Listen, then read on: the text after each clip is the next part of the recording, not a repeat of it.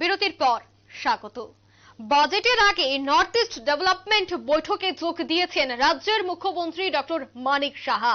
সেই বৈঠকে থাকবেন স্বরাষ্ট্রমন্ত্রী অমিত শাহ। অমিত শাহের সাথেই চলবে এই বৈঠক। মূলত নর্থ ইস্ট ডেভেলপমেন্ট নিয়ে এই বৈঠক। আমরা গতকালকেও সেই বিষয় নিয়ে আলোচনা করেছি বা আজকেও বলছি, বাজেটের আগে যথেষ্ট গুরুত্বপূর্ণ এক প্রকার নর্থ ইস্টকে কিভাবে ডেভেলপ করা যায় তা নিয়ে হচ্ছে এই গুরুত্বপূর্ণ বৈঠক। এই বৈঠকে কি সম্ভাবনা থাকছে তা নিয়ে আমি বিস্তারিত জানবো। নিউজ রুম থেকে সরাসরি যুক্ত হয়ে যাচ্ছে নিউজ ভ্যানগার্ড প্রতিনিধি সুপ্রীতি মুখার্জি। সুপ্রীতি, স্বরাষ্ট্রমন্ত্রী অমিত শাহের সাথে রাজ্যের মুখ্যমন্ত্রীর বৈঠক যথেষ্ট গুরুত্বপূর্ণ একেবারে বাজেটের প্রাক্কালে। মূলত কি কি সম্ভাবনা থাকতে পারে এই বৈঠককে কেন্দ্র করে? দেখো অঙ্কিতা, উত্তর পূর্বের রাজ্যগুলিকে প্রধানমন্ত্রী নরেন্দ্র মোদী কোনো অংশেই পিছিয়ে পড়তে দেবেন না দেশের অন্যান্য রাজ্যগুলি থেকে। এবং প্রধানমন্ত্রীর কথায় বা বক্তব্যে একটা বিষয় উঠে এসেছে যে উত্তর পূর্বের রাজ্যগুলিতে প্রচুর সম্ভাবনা রয়েছে এবং সেই সম্ভাবনাগুলিকে কাজে লাগাতে হবে নির্দিষ্ট নির্দিষ্ট ক্ষেত্রে। এবং যেটা প্রধানমন্ত্রী কার্যত কথাতেও যেরকম বলেছেন, কাজও তা করিয়ে দেখিয়েছেন। আমি আসবো তোমার প্রসঙ্গে, তার আগে যদি উদাহরণ হিসেবে বলে রাখি নাগাল্যান্ডের কথা।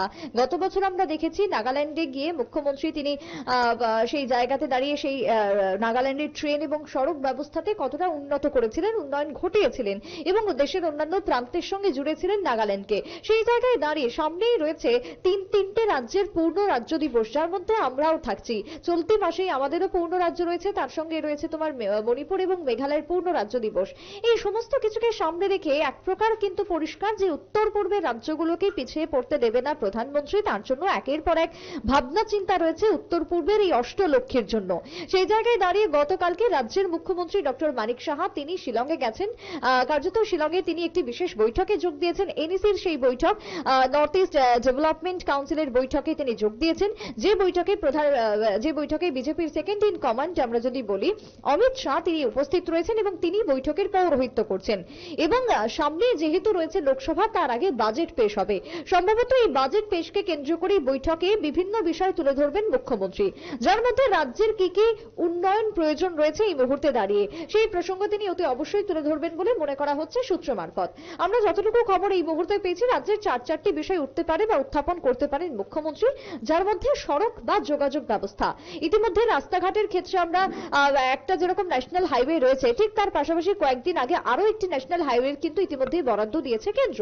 সেই জায়গাতে এখনো কাজ শুরু হয়নি, কিন্তু যদি কাজ শুরু হয় তাহলে একদিকে যেরকম আমাদের চুড়াইবাড়ি রয়েছে মূল প্রবেশ পথ বহির রাজ্য থেকে রাজ্যের ক্ষেত্রে, চুড়াইবাড়ির ব্যতিক্রম আরো একটি প্রবেশ পথ তৈরি হবে খোয়াইয়ের উপর দিয়ে যে রাস্তা নতুন ভাবে তৈরি হচ্ছে।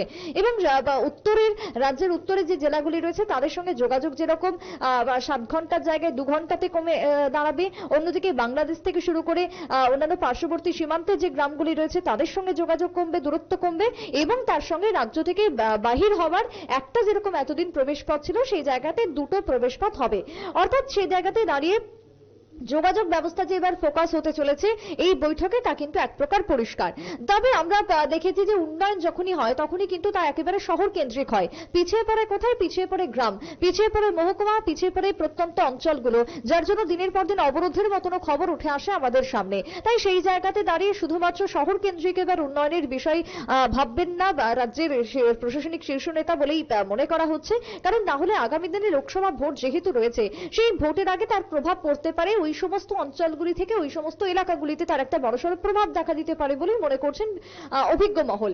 তবে সেক্ষেত্রে আর কোন কোন বিষয়ে তিনি এই বিশেষ বৈঠকে তুলবেন বা বিশেষ বৈঠকে তিনি অর্থ চাইবেন, বিশেষ করে বাজেটের আগে তিনি প্রত্যাশা রাখবেন তা এখনো পর্যন্ত পরিষ্কার না হলেও মোটামুটি সড়কের বিষয়টা আমি তোমাকে বলতে পারি যে এখনো পর্যন্ত যে খবর উঠে আসছে, এছাড়াও আরো বেশ কিছু ক্ষেত্রে রাজ্যের উন্নয়নের জন্য যে তিনি অর্থ প্রত্যাশা করবেন অমিত শাহের কাছে তা কিন্তু এক প্রকার পরিষ্কার।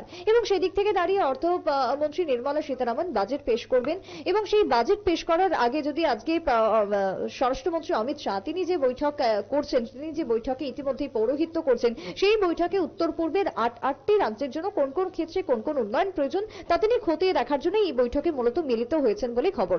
এবং প্রত্যেকটা রাজ্যের মুখ্যমন্ত্রী থেকে শুরু করে শীর্ষ নেতৃত্বরা উপস্থিত রয়েছেন এই বৈঠকে বলে আমরা খবর পাচ্ছি। স্বরাষ্ট্রমন্ত্রীর সাথে কি রাজ্যের মুখ্যমন্ত্রীর আলাদা করে কোনো মিটিং হওয়ার সম্ভাবনা রয়েছে?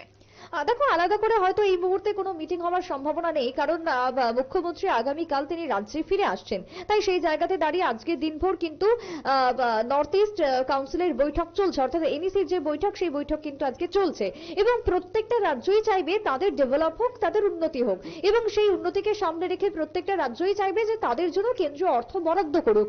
লোকসভা আগে একটা বড় বাজেট বা ফান্ড সেই রাজ্যের ক্ষেত্রে আসুক। তাই সেক্ষেত্রে দাঁড়িয়ে প্রত্যেকটা রাজ্য যখন ইন্ডিভিজুয়ালি আলোচনা করবেন, ইন্ডিভিজুয়ালি যখন বৈঠকে কথা তুলবেন, সেই জায়গাতে দাঁড়িয়ে মনে হয় না যে খুব একটা বিশাল সময় পাবেন মুখ্যমন্ত্রী এই রাজ্যের জন্য আলাদা করে কোনো কথোপকথন করতে।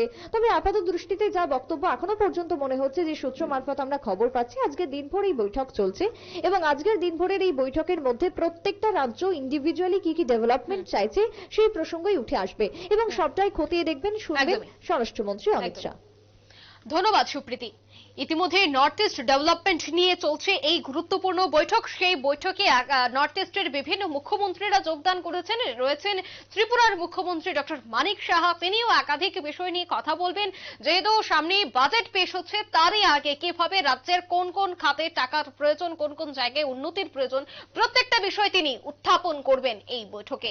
নিয়ে নিচ্ছি ছোট্ট একটি বিজ্ঞাপন বিরতি, সঙ্গে থাকুন।